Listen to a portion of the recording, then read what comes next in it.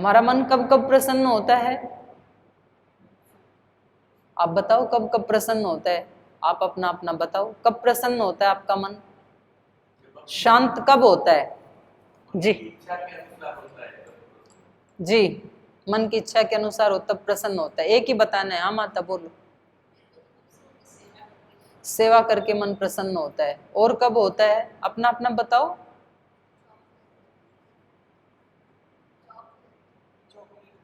Chocolate मिलती है तब होता है। वो तो अपने पापा वाला ही है। मन की इच्छा पूरी हुई ना तब मन प्रसन्न होता है। और कब होता है? होली दिवाली को नहीं होता। आज दिवाली है तो मन कैसा होता है? आज शादी की वर्षगांठ है, मन कैसा होता है? आज स्वामी जी महाराज कक्षा में आ गए तो मन कैसे होता है? प्रसन्न होता है। तो हमारा मन कब कब प्रसन्न होता है ये हमें जानना पड़ेगा। अब बात यह, आपने कहा कि मुझे मेरे मन के अनुकूल कोई वस्तु मिल गई तब मेरा मन प्रसन्न होता है। जैसे बिटिया ने कहा कि जब चॉकलेट मिलती है तब मन खुश होता है।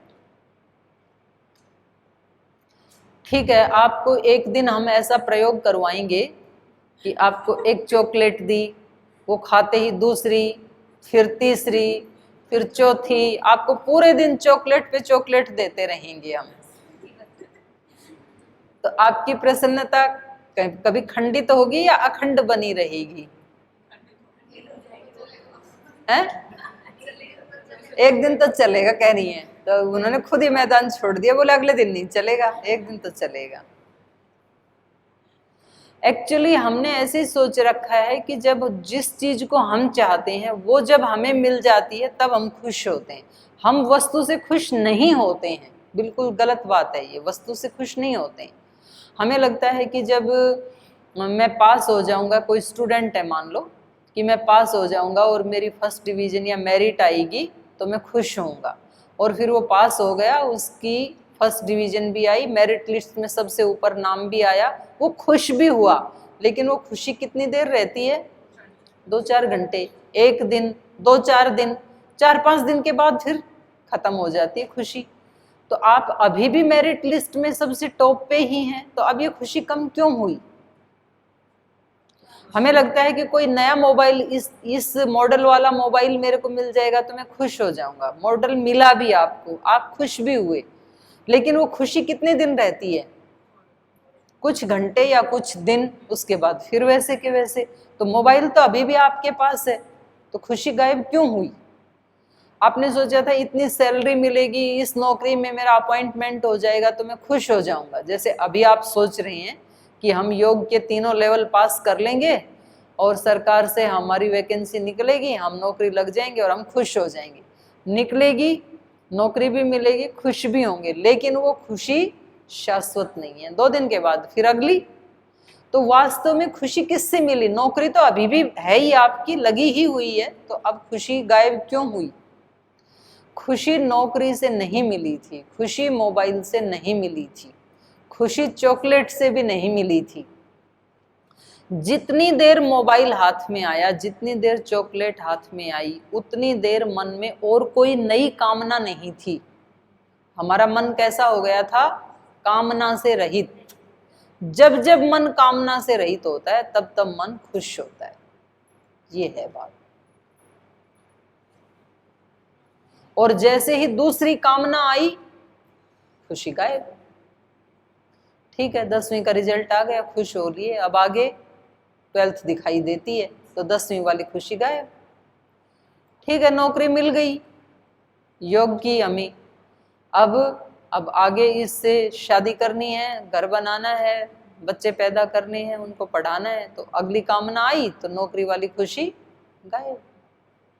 मोबाइल लाए थे, एक इच्छा थी, एक पूरी हो गई, तुरंत दूसरी शुरू हो गई कि मोबाइल तो आ गया, अब एक ऐसी बाइक और मिलनी चाहिए।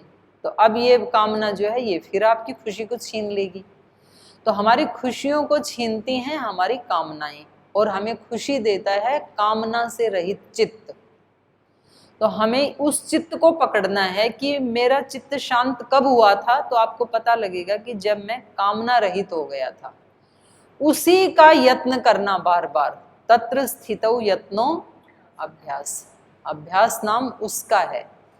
कि मैं इतनी देर के लिए कामना रहित यदि हो सकता हूँ 5 मिनट के लिए, तो 10 मिनट के लिए भी हो सकता हूँ। चलो आज से 6 मिनट का टाइम मैंने निकाल दिया कि 6 मिनट में कामना रहित रहूँगा। 6 भी ज़्यादा लगते हैं तो 1 मिनट। शुरुआत कहाँ से करें? दिन में कम से कम एक बार 1 मिनट में ऐसे बैठूंगा कि अब मेरे को कोई कामना नहीं है,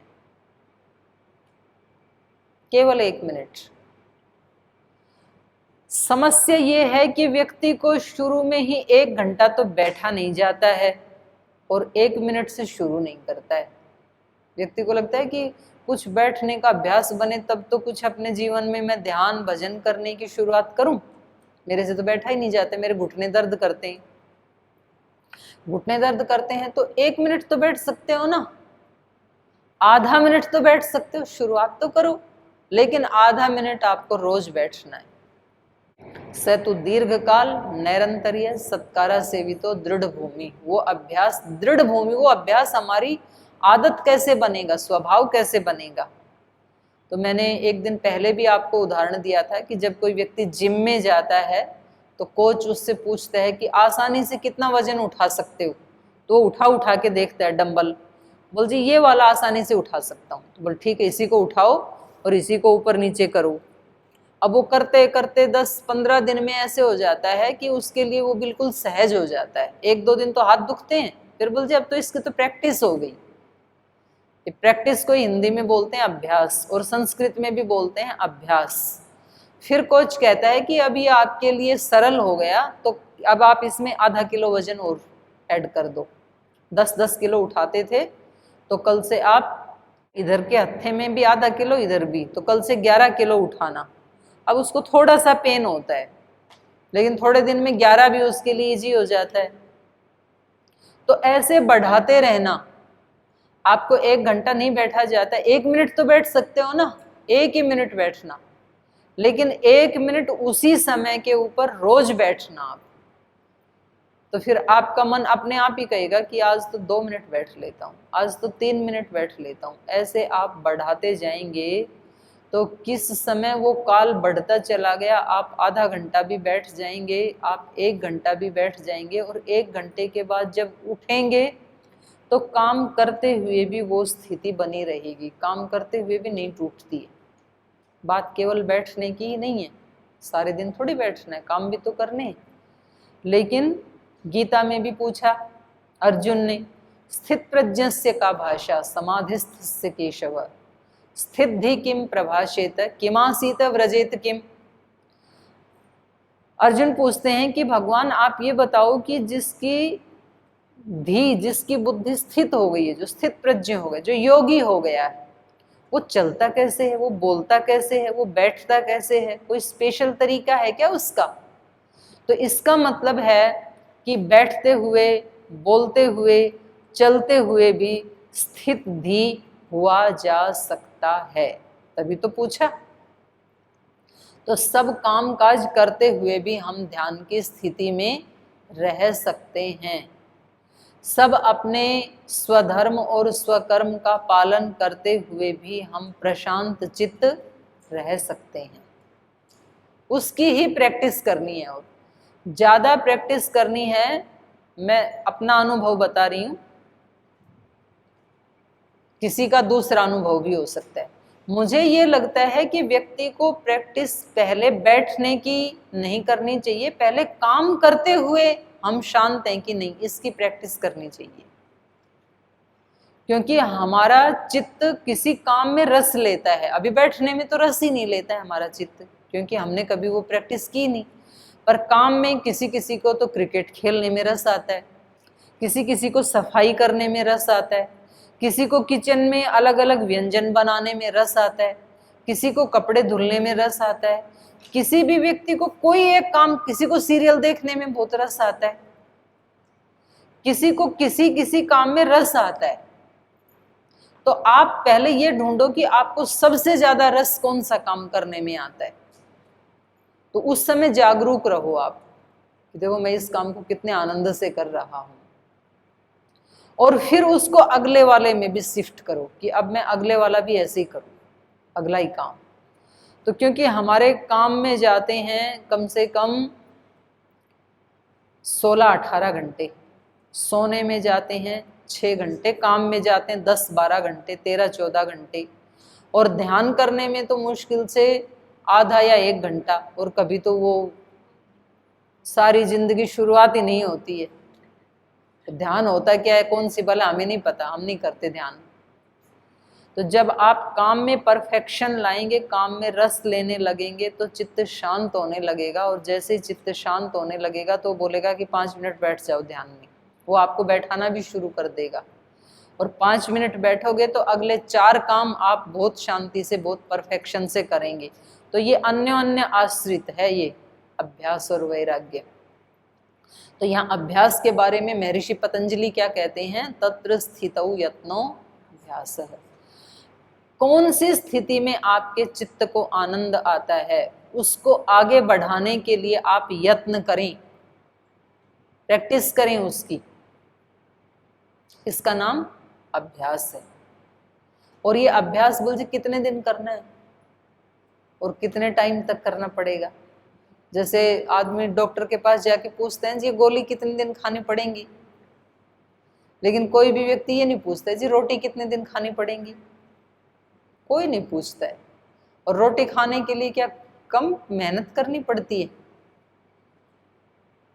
जिनको रोटी खानी है तो उसके लिए अनाज बोना पड़ेगा, अनाज बोने के लिए पहले खेत में हल चलाना पड़ेगा, उसमें से कंकर पत्थर हटाने पड़ेंगे, फिर बीज बोना पड़ेगा, फिर अंकुर फूटने तक वेट करनी पड़ेगी, फिर अंकुर फूटा तो उसमें नलाई गुड़ाई पानी मेहनत करनी पड़ेगी 6 महीना, फिर कटाई करनी पड़ेगी, फिर उसको निकालना पड़ेगा, फिर पिसाई करनी पड़ेगी धान की, फिर आटा गूंदना पड़ेगा, फिर बेलना पड़ेगा, फिर तवे पे रोटी सेकनी पड़ेगी, तब कहीं जाके थाली में रोटी आएगी।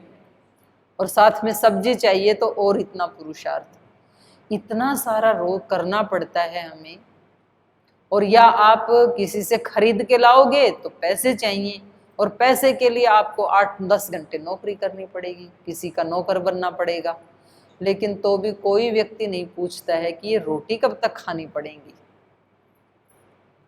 क्योंकि सबको पता है जब तक शरीर है रोटी तो खानी पड़ेगी, नहीं तो शरीर चलेगा नहीं। लेकिन व्यक्ति कहता है साधना कब तक करनी पड़ेगी, मन को शांत करने के लिए अभ्यास कब तक करना पड़ेगा, कितने साल करना पड़ेगा। जितने दिन आपको मन शांत चाहिए उतने दिन कर लो। 1 मिनट मन शांत चाहिए तो 1 मिनट कर लो, 1 घंटा चाहिए तो 1 घंटा कर लो, 12 घंटे शांत चाहिए तो 12 घंटे कर लो, 1 साल चाहिए तो 1 साल कर लो, जितना चाहिए उतना कर लो। तो कितने दिन चाहिए आपको, कितना दिन चाहिए? जीवन भर, जीवन भर करते रहो, प्रैक्टिस करते रहो, क्या दिक्कत। अपने मन को एक डायरेक्शन ही तो देनी है कि एक लक्ष्मण रेखा ही तो खींचनी है, ये करना है ये नहीं करना है। अभी भी खींची रखी है कुछ चीजों में, आपने लक्ष्मण रेखा खींच रखी है, मांसाहार नहीं करना है शाकाहार करना है, तो कोई जोर थोड़ी पड़ता है। बस एक बार एक डिसीजन ही तो लेना है। आपने डिसीजन कर रखा है कि स्मोकिंग नहीं करनी है, नहीं करते हैं, कुछ भी नहीं होता। तो ऐसे अपने मन को डायरेक्शन देनी होती है, इसी का नाम है अभ्यास। और वो कब तक करना पड़ेगा, तो कहा सेतु दीर्घ काल। आपकी वो हैबिट बनने के लिए आपको दीर्घ काल तक अपने मन को वो निर्देश देने पड़ेंगे। दीर्घ काल निरंतरीय, निरंतर करना पड़ता है। ऐसे नहीं कि सुबह शाम तो आप अभ्यास कर लोगे, मंदिर भी चले जाओगे, हवन भी कर लोगे, लेकिन दिन में उसको छोड़ दोगे काम करते समय, तो फिर ये ऐसे हो जाएगा कि सुबह सुबह आपने तुलसी के पौधे को गंगा जल से सींच दिया और दोपहर में उसके ऊपर तेजाब फेंक दिया, तो अब पौधा पलेगा कि जलेगा? क्योंकि सुबह तो गंगा जल डाला था, तो उसका क्या हुआ? बोल जी वो तो कहीं चला जाएगा तेजाब डाला तो, क्योंकि तेजाब स्ट्रोंग है। तो हमारा दिन भर का अभ्यास तो स्ट्रोंग है, तो आधे घंटे आप बैठ भी गए ध्यान में तो वो तो कहीं चला जाएगा। इसलिए कहा ये कैसे करना है अभ्यास, निरंतर, ये निरंतर करना पड़ेगा। अभी भी बैठे बैठे करो। बैठे बैठे क्या करें, जो मैं बोल रही हूं वो सब आपके अंदर उतर जाए, ऐसे अपने मन को डायरेक्शन दो। बैठने से पहले जब हम मंत्र पाठ करते हैं ना, तो यही डायरेक्शन देते हैं, तेजस्वी नावधीतमस्तु। जो पढ़ रहे हैं वो तेजस्वी हो, जीवन में उससे कुछ निकल करके आए। ऐसे नहीं कि यहाँ ट्रेनिंग ली और वापस गए तब भी वैसे के वैसे। तो फिर यहाँ इतने दिन, कितने दिन के लिए ट्रेनिंग है? 11, 21, 31। तो यहाँ 11 दिन क्या किया, 21 दिन 31 दिन यहाँ क्या किया, जब वैसे के वैसे ही जाना था। तो कुछ तो चेंज आना चाहिए हमारी क्रिया से। अच्छा, बाहर की दुनिया में हम बहुत हिसाब किताब लगाते हैं। भाई मैं कहीं आज एक दिन गया था, 8 घंटे मैंने ड्यूटी की और उसकी कोई मजदूरी ना दे आपको, तो फिर अगले दिन जाके झगड़ा करते हैं। भाई जब मैंने पूरे दिन काम किया तो मेरा मेहनताना तो मिलना चाहिए ना। और यहाँ हमें इतने इतने वर्ष हो गए, 10, 20, 15, 40, 50, 60, और कोई उसका रिजल्ट नहीं आ रहा है। 30 साल पहले भी ऐसे ही थे, 30 साल के बाद आज भी ऐसे ही हैं, 10 साल पहले भी वैसे थे, आज भी वैसे ही, आंतरिक दृष्टि से। तो ये तो फिर कोई मनुष्य जीवन का कोई रिजल्ट आया ही नहीं। तो क्यों मिला था ये शरीर हमें, क्यों मिला था ये मन हमें? तो इसका निरंतर अभ्यास करना है। सेतु दीर्घ काल निरंतरिय सत्कारा सेवित, श्रद्धा पूर्वक करना है, ऐसे भी नहीं तो हमारा मन बर्डन समझने लग जाता है।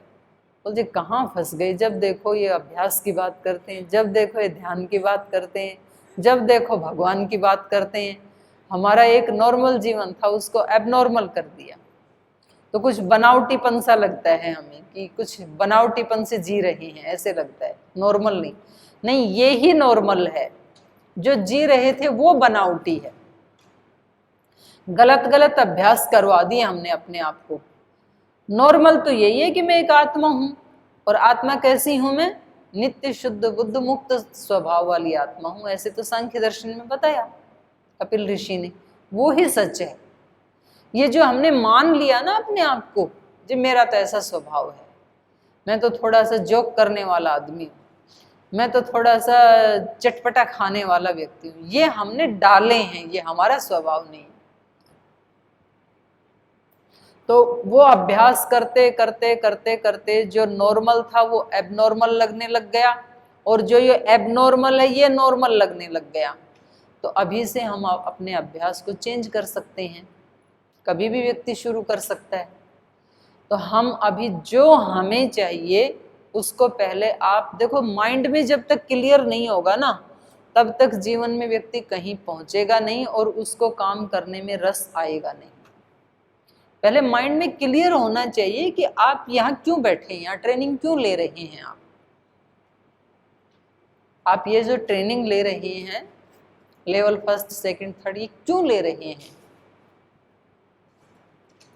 बोल जी जॉब चाहिए, बोल जी हमें शरीर अच्छा चाहिए, जी हमें थोड़ा अपना ऊंचा जीवन चाहिए, कोई तो प्रयोजन है ना। वो प्रयोजन आपको जॉब क्यों चाहिए? एक कोई लेके चलते, जॉब क्यों चाहिए? उससे पैसे मिलेंगे, पैसे मिलेंगे तो क्या होगा? सामान आएगा घर में, सामान आएगा तो क्या होगा? सुख मिलेगा, उसको यूज करेंगे। तो आखिर आप किसके लिए कर रहे हैं? सुख के लिए कर रहे हैं। हमारी बहनें पतंजलि योग समिति से जुड़ी हुई, इनसे पूछे आप क्यों ये ट्रेनिंग लेना चाह रहे हैं?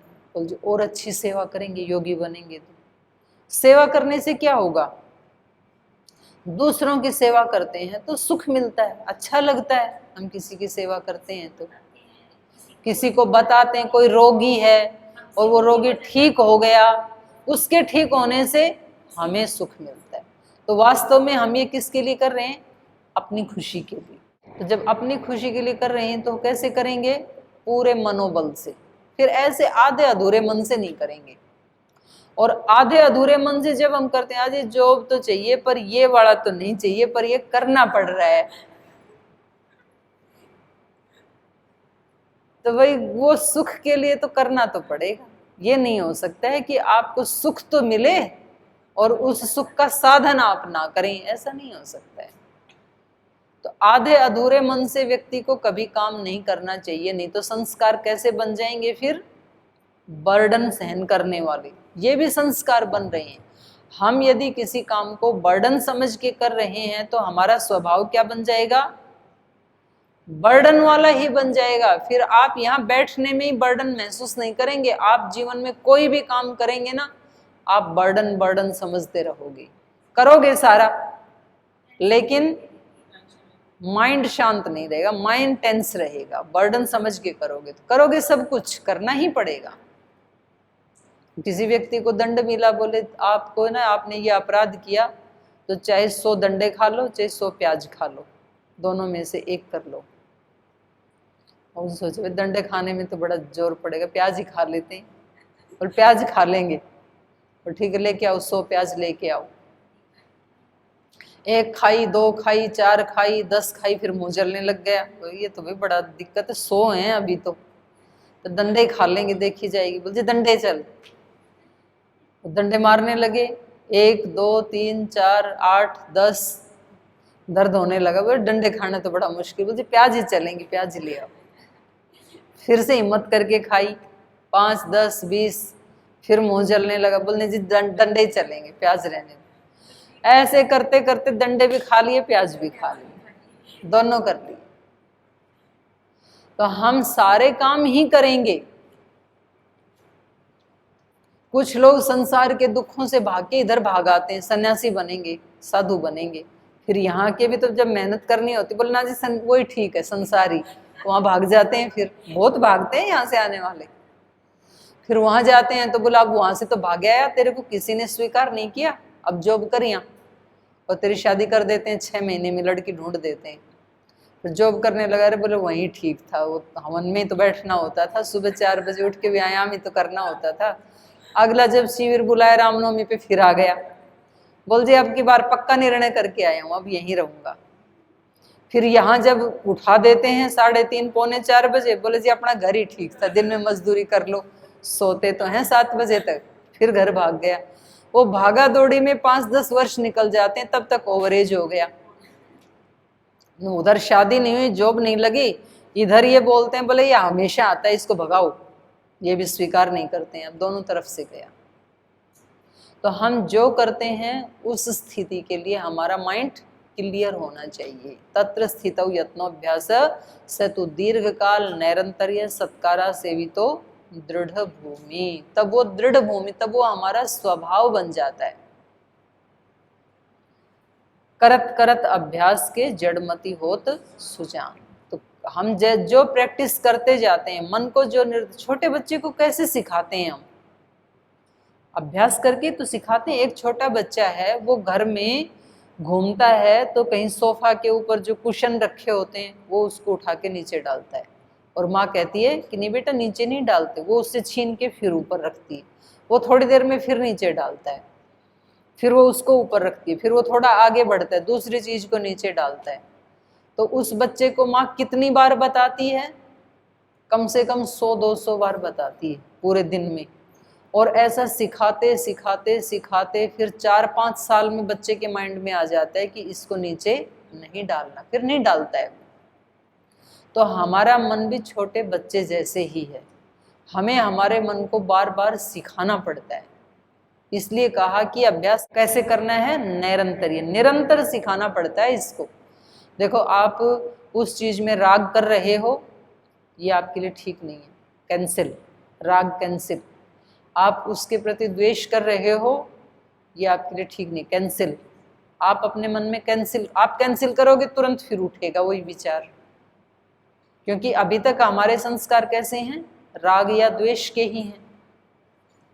जो चीजें हमें सुखदाई हैं उनको बार बार हम लेना चाहते हैं। हमारे लिए नींद सुखदाई लगती है, तो हम जैसे ही कमरे में जाते हैं तो बार बार सोना चाहते हैं। हमारे लिए बैठना दुखदाई है तो हम बचते हैं उससे। हमारे लिए कोई एक स्वीट सुखदाई है तो हम सोचते हैं कि बार बार घर में वही बननी चाहिए। कोई सब्जी हमारे लिए सुखदाई है तो हम सोचते हैं बार बार यही सब्जी बननी चाहिए। लौकी की सब्जी दुखदाई है तो हम सोचते हैं कभी नहीं बननी चाहिए। तो सुखदायी चीजों को लेना चाहते हैं, दुखदायी चीजों को हटाना चाहते हैं हम। तो ये राग और द्वेष की स्थिति है। तो जब जब ऐसा मन करे तो अपने मन को क्या कहना है, ये राग और द्वेष मेरे लिए शुभ नहीं है। मुझे कैसे रहना है, भगवान की मर्जी पे रहना है। मुझे जो भगवान मेरे लिए शुभ मानते हैं, जो माता पिता गुरुजन मेरे लिए ठीक मानते हैं, भगवान जी मैं वैसा जी सकूं, ऐसा मुझे बनाओ। मेरी इच्छा पूरी नहीं हो, आपकी इच्छा पूरी, मैं आपकी शरणागति में रहना चाहता हूँ, क्योंकि मैं एक प्रसन्न जीवन जीना चाहता हूँ, क्योंकि मैं एक यौगिक जीवन, मैं एक दिव्य जीवन जीना चाहता हूँ, क्योंकि बार बार तो ये जीवन मिलता नहीं है। तो मुझे तो केवल अभिनय करने हैं। देखो बहुत बड़ी बात कह रही हूँ मैं अंत में, अभी टाइम हो गया। हम किसी ना किसी युद्ध के मैदान में होते हैं अर्जुन की तरह से। तो कभी हम फिजिकल रोगों के साथ लड़ते हैं, तो आप ये सोचो कि मैं एक योद्धा का रोल करता हूँ, और एक रोल करने वाला, एक अभिनय करने वाले योद्धा को कैसे परफॉर्मेंस करनी चाहिए वैसे मुझे करना है। कभी कभी हम मेंटली युद्ध करते हैं, कभी कभी हम इमोशनल युद्ध में होते हैं, हमारे अंदर इमोशंस टकराती रहती हैं। एक इमोशन कहती है ऐसे करो, दूसरी कहती है ऐसे करो। तो आप ये सोच लो कि मैं यहाँ पर इस इमोशनल युद्ध में मुझे विजेता बनना है, और एक विजेता को कैसा रोल करना चाहिए वैसा रोल हम करें। तो इसके ऊपर हम कल आएंगे। जो भावनाएं बताई हैं, अभी बात चल रही थी विचार की। जीवन हमारा कैसा बनता है, जैसे हमारे विचार होते हैं और जैसी हमारी भावनाएं होती हैं। दो का बहुत बड़ा रोल है हमारे जीवन में। तो अभी तक हम बात कर रहे थे माइंड की और थॉट्स की, विचारों की। कल हम बात करेंगे हृदय की और इमोशंस की।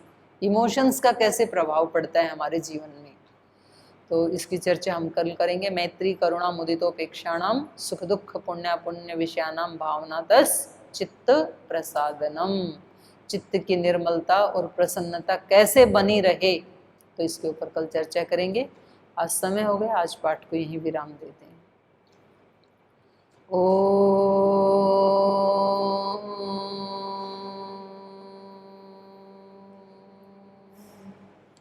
शांति शांति शांति।